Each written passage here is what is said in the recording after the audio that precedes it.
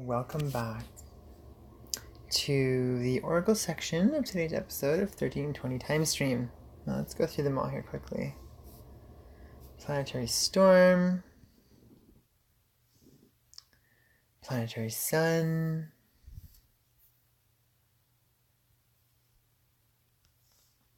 planetary hand, planetary moon, self-existing wind. Okay, let's see. We got the planetary sun. And the first thing that comes up for me is like the illumination of perfection. It's kind of like, how are we going to perfect it?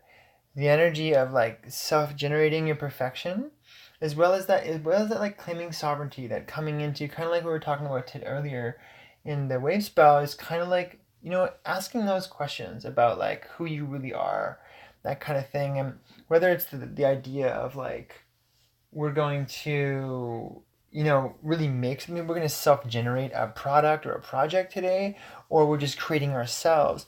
It all kind of is the same rule set in the way that's going to happen. And I find the sun is, it's like, okay, well, this is how the illumination is going to come about.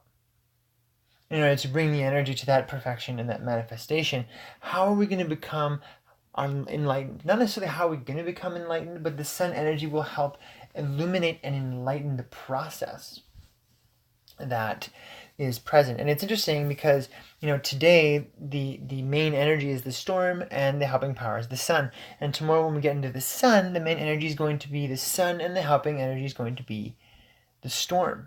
So it's really interesting that today and tomorrow are going to kind of be hand in hand. It's kind of like a bit of a yin and yang thing. And so today I find very specifically the sun kind of represents that eye in the storm. And so that enlightenment energy is also going to show us that gap, that illumination where there's no more process.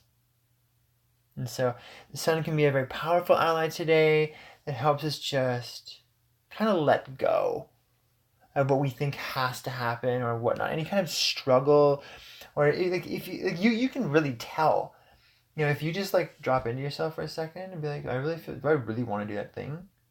If you don't get like a full yes, like full of well-being, then no, you don't want to do that thing. So don't do it. It's really that simple. And I've heard a million people when I say that to people, they're like, but I have this, that, and yeah, I get it. Expectation. I get it. Expectation. Right? No one's saying that you have to not do that thing. There's many times that simply by allowing yourself for that moment to let go of that expectation, like say like you are doing a thing. I'm just going to give an example because I actually did one of these today. There's a thing you feel you have to do. And you feel kind of like the gravity of it. But there's also other things you'd rather be doing, things that really fill you, enjoy you. And you know that if you get lost in those things, that this other thing is going to suffer. It's not really going to get done. And maybe depending on how you are in life, maybe there's consequences. And so the sun energy in this one for me is like, well, you know what? Let go. Forget about your consequences. Forget about your expectation. Go into the joy.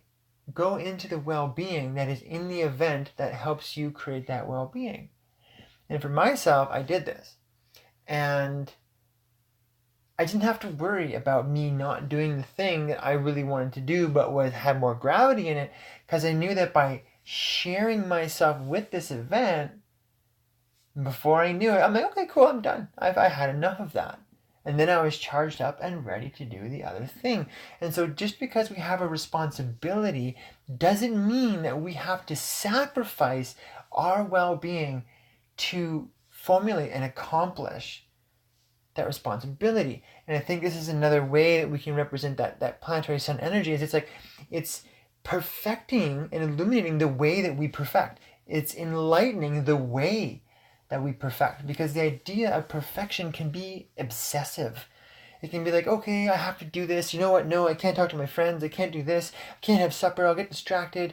I know people like that. They just can't they just can't let themselves go. It has to be like military. They have to make themselves do stuff even though they simply don't feel like doing it.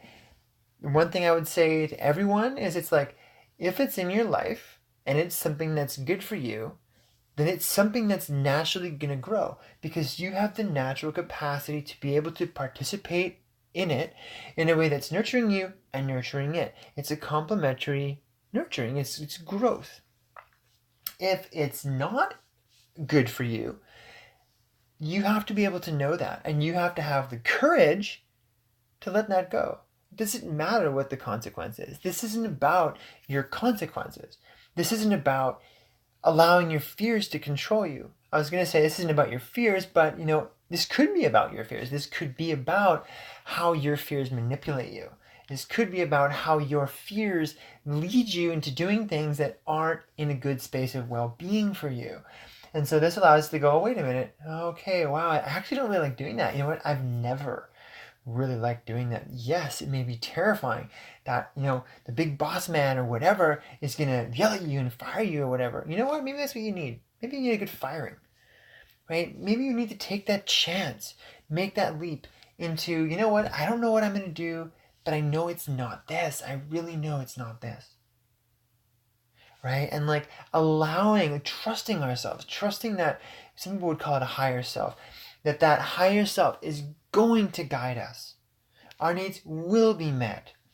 Those who maybe potentially depend on us, maybe they needed that. Maybe they needed that because they needed inspiration to do something with their lives. Like we're an interconnected network of energy. And I'm also saying this too, I feel because of the storm's naturally catalytic behavior, its catalytic energy imprint. And so the things that we do today can be very naturally catalytic. Oh, wait a minute, I was just doing this for me, but it moved energy in such a way that other people around me all of a sudden had their lives changed by it. It catalyzed something, right? And this is also saying I perfect in order to catalyze. It's like, okay, that catalyzation happened, and because we let something go, and that perfected something else. And so the order to things is not always linear. We can't necessarily know what's going on, which is why things like intuition and other things that allow us to have confidence in just trusting those kind of random energies and whatnot that come up, because our life is so much more vast than the objective world, so much more vast than the quantifiable world that can be essentially packaged and sold. And because this is what we're confronting here, is like this whole system. If you're watching this video, then there's some awareness on what the 1320 system is. And if you do know a background on more extensive knowledge, a lot of what I'm about to say, it just won't matter because you know what's going on. You can even fast forward this. But one of the fundamental tenets, or one of the fundamental roots of this particular system is known as natural time. And natural time is described and defined and formulated in reflection to what's known as artificial time or mechanical time. Mechanical time is defined as the 1260 system. The 1260 system is the system at large using the 12-month year, the 60-minute hour, Monday, Tuesday, Wednesday, the 12 months in the whole nine. That entire system is seen as a system that is literally destroying the planet. That the frequency of false time is in such a way that the geometry that it forms in the mind and collective consciousness is in fact 100% parasitical. And by participating in that constant, you are allowing yourself to become a vestige that becomes inhabited by an intelligence which doesn't just not only have your well-being in mind, it actually is intending to consume and destroy the planet through you and use you as its puppet to do so. And so every single time you look at your watch, every single time you participate in the time is money phenomenon, whether it's utilizing money, where it's utilizing that time, whether it's being expected to go to work and do these things, you are participating in that. Regardless of how insane it sounds, about what I'm saying and how hard it seems because of the systems at large that are supporting you, at least it seems like it, and are having you support them through these phenomenon. This particular system, especially the most recent iteration as the dream spell, there's many calendar reform change projects and things like that that go to really express worldwide that this particular phenomenon, the 1320, which really has to do with the basics of the Zolkin, with the 13 rows of 20, and the 20 wave spells of 13 days. We also go into the 33 vertebrae of the human spine, 13 plus 20. We go into the 13 moons in the year, 20 fingers and toes, 13 main joints. We go into sharks and dolphins' teeth, 13 rows of 20. We go into the turtle, which is the shells on their back. Do your research. Find out all of the natural things in the world that run off the 1320 algorithm. The 1320 algorithm is the fundamental property of every single thing that we are as a frequency embodiment in this life.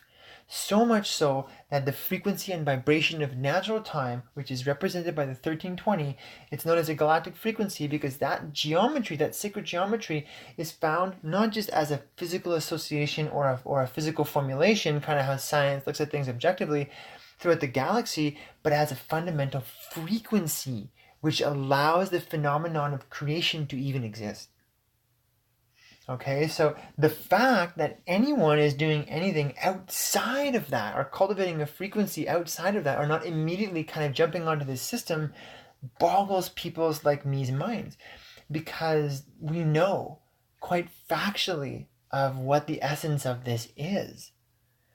And so, yeah, there's one of those questionings. One of the big questionings I would have you ask yourself is questioning your participation in false time.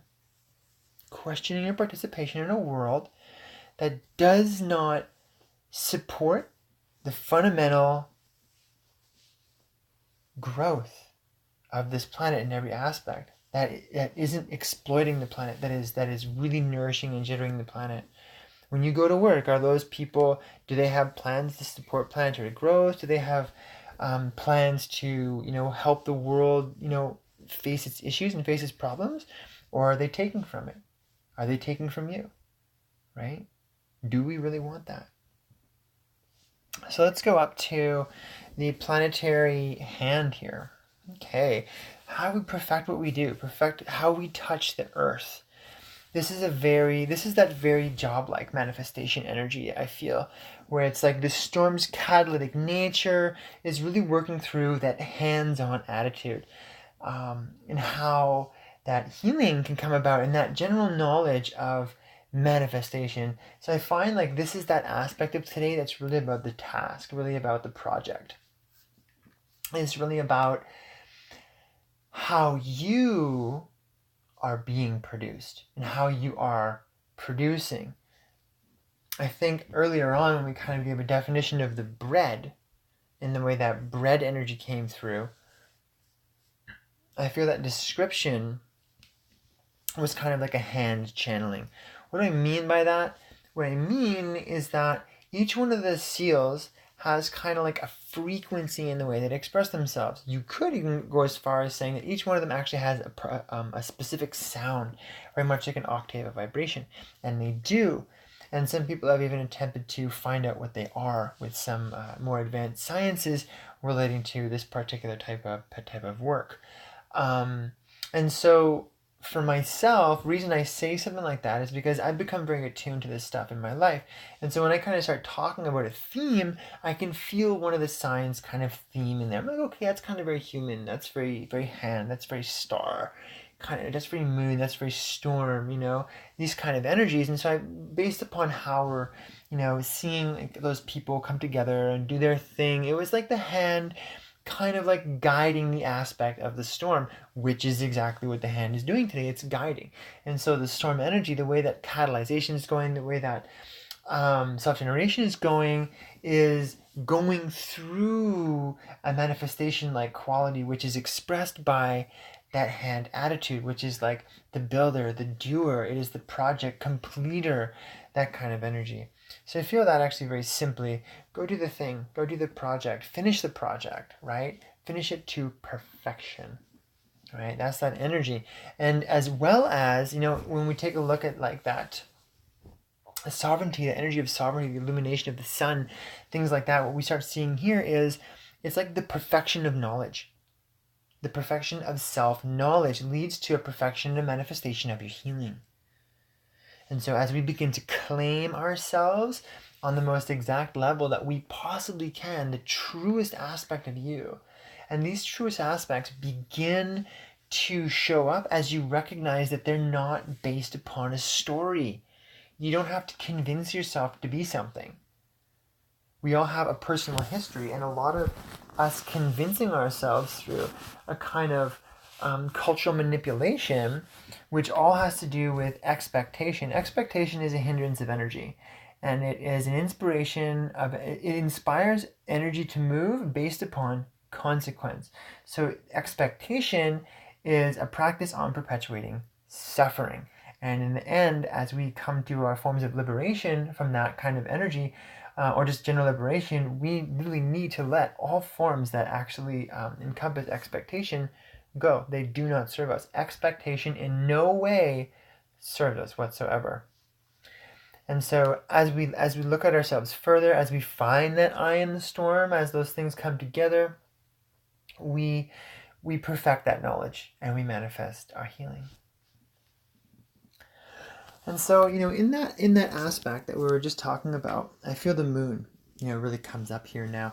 And, it's a purification. And so in this way too, we're catalyzing that purification. Now the moon and the storm kind of come together.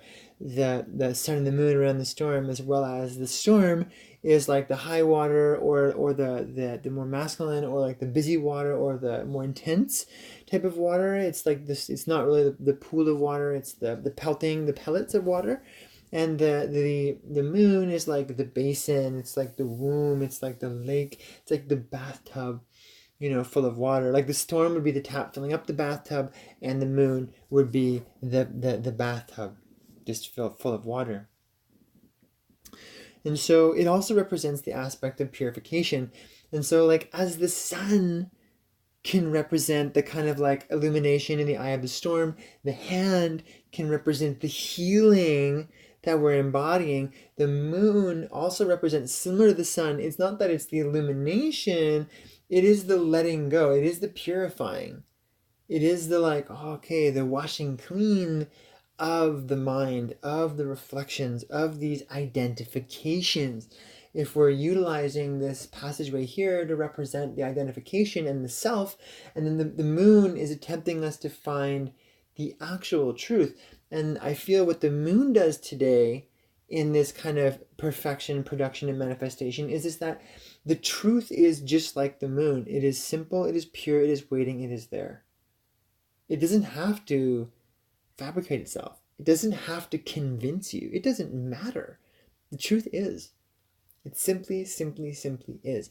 The only thing that, actually screws with our minds is these fabrications, and all of those fabrications require energy to continue upholding them. You can actually tell almost any fabrication of any nature because of all the energy that it takes. Nothing that is natural requires anything outside of the balance that it exists within, which is a network of reciprocity. And so truth exists like that. It is a reciprocal function of self-presence. Now, if we're talking about self, like self-truth, not personal truth, because personal truth actually boils down to being a fabrication. Personal truth is something that will change consistently based upon where you are in your state of growth. And while you can have a personal truth that at one time that's different from a personal truth at another time, but there is what I'm calling self-truth. And self-truth is kind of like a foundational modeling, very much like the awareness can be that's kind of like in your head or behind your eyes. Even though it's not really there, it's actually not really behind your eyes or in your head. This is just kind of like a positionary data to bring your awareness to a phenomenon that I'm speaking of. And so this kind of self-truth is like the true truth of yourself, right? Maybe it's masked in the question, who are you? For real. Not who do you think you are. No, that doesn't matter. Who you think you are has no meaning. It has no relevance. It's just thoughts. It's just the motion of that storm, that air, which is the mind.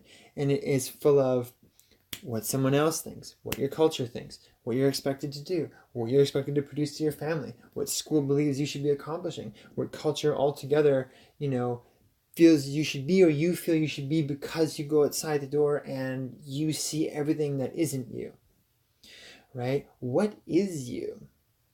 If there was, absolutely nothing in creation, and you woke up and you were like the creator of it all, what would you be? There was no reference points whatsoever. There was no cultural reference points. There was no reality reference point. There's truth here. And it's this kind of truth that I feel is in the moon. It just hangs there waiting for you to receive it. And you can receive bits of it every single time you show up in that way that is like the moon. Very much like the sun being, in this respect, in the eye of the storm, that calm point. The moon is that subtle, gentle, delicate energy that's not rushing you. It's very forgiving. It's very deep. It also represents kind of like your inner well. It's like the basin that all of that storm water gets picked up by. It's like your inner cup, your inner well. Also, it can be said like your inner womb, things like that. So that moon is there for you. And it may, in the challenging area, it may be challenging for you to really see it. It may be challenging because that storm energy is fast and can sometimes be more on the surface level of the mind, the surface level of things, because there's a fasterness. There's a faster energy. The moon is very patient. The moon is much deeper. The moon is much more subtle. And those levels of attunement, as we attune ourselves to those more subtle frequencies, then we allow ourselves, we are allowed to enter a sacred space that is actually very difficult to speak of, because it becomes beyond knowledge. It becomes beyond definition and objectivity, where the fine-tuned senses, the like trillion other senses that far surpass the kind of silliness of the 5 sense paradigm. The reason I say silly is because I find pretty much the 5 sense paradigm, which is a reflection of our own logic, which is again a reflection of this particular false timing frequency, which actually limits the mental capacity into seeing ourselves as a totally divine being or a galactic being, and convinces us we are a fully objectified being, which essentially is no different than something that can be bought or sold, and that we become just a food source or a power source for, it's not unlike The Matrix. If anyone's ever watched that movie, is what we're participating in now. We're allowing ourselves to be plugged into something that is really just going to exploit us and consume us. And we're going to become unwitting anomalies that are beginning to do that thing, or continuing to do that thing, to the entire planet. And so the moon is an invitation into a very deep and subtle, still space in yourself. Again, like the eye of the storm is moving. The sun and the moon both represent aspects of finding that inner eye, that stillness, that depth. Find the water and the truth that was always there. Go beyond the reflection of the mirror surface of that water. Go deeper. Go into those darker depths that you may be scared of. There's nothing to fear. You are heart. You are heart. The dog is guiding us on our way to too, so we are equipped with all the love we need to make this journey. And so let's go down to the hidden power of the day, which is the self-existing wind. The self-existing wind is an interesting one today, because it's like the power to define breath. It could be a highly definitive speech. I myself am actually really feeling that energy now as I'm talking. I find my personal speech is highly defined. There's a lot of really articulate definition with the way that I'm seeing a lot of how these energies are showing up today. Other days, it's not so much. The definitions aren't as articulate. But I'm finding today, each one of the signs is really showing many sides of itself. So much so that I feel empowered as the kind of channels are coming in to share them with you in this more dynamic fundamentality, which each of the signs can express, can hold. They're all so vast in their proportion and priority. And so, yeah, the energy of sound, really defining your own song. Again, I find, today is another aspect of being able to go into that personal truth. And the wind also is like part of that truth. I actually find truth and spirit are synonymous with each other. They're actually inseparable. So to say truth and to say spirit is kind of saying the same thing, because I'm not saying your soul, even though soul is very close to spirit. I find the spirit of a thing is like, what is the energy within a thing? You can't manipulate the spirit of a thing. It's always going to be what it is, like the spirit of alcohol. It's very honest in respect that it is always going to be the spirit of alcohol. The spirit of,